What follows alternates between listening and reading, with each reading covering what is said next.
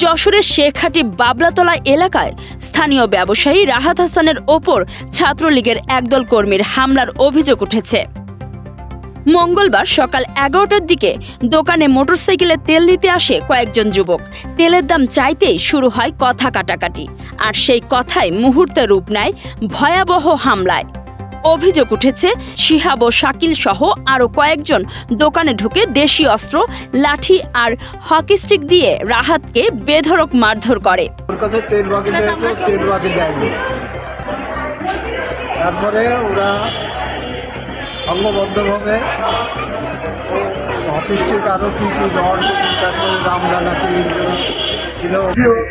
আমার বোনাই হচ্ছে রাহাত, আমার বোনাই একমাত্র ছোটো বোনের হাজব্যান্ড।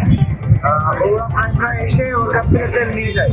আচ্ছা করে পূর্বেরও বাকি ছিল, রিজেক্ট ছিল, আজকেও সেম, আজকে তেল বাকি থেকে আজকে আমরা দেয় না দেওয়াই। ওরা তো এমনি নেশা করে, আর ওর এলাকায় যাবতীয় নেশাগ্রস্ত জিনিসপত্র, মাদক দ্রব্য ওরাই হচ্ছে সাপ্লাইটাই। আর সাবেক ছাত্রলীগের সাথে ওদের সম্পৃক্ততা আছে।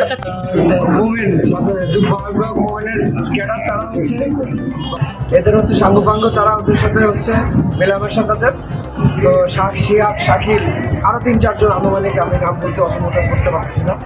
ওরা এসে তারপরে তার উপর আক্রমণ চালায়। গুরুতর আহত অবস্থায় স্থানীয়রা রাহাতকে উদ্ধার করে যশোর জেনারেল হাসপাতালে ভর্তি করেন। রাহাত হাসান বলেন, আমি শুধু তেলের বকেয়া টাকা চাইছিলাম, কিন্তু তারা দোকানে ঢুকে দেশি অস্ত্র, লাঠি আর হকি স্টিক দিয়ে আমাকে পেটাতে শুরু করে। এই ঘটনার পর পুরো এলাকায় তীব্র ক্ষোভ ছড়িয়ে পড়েছে।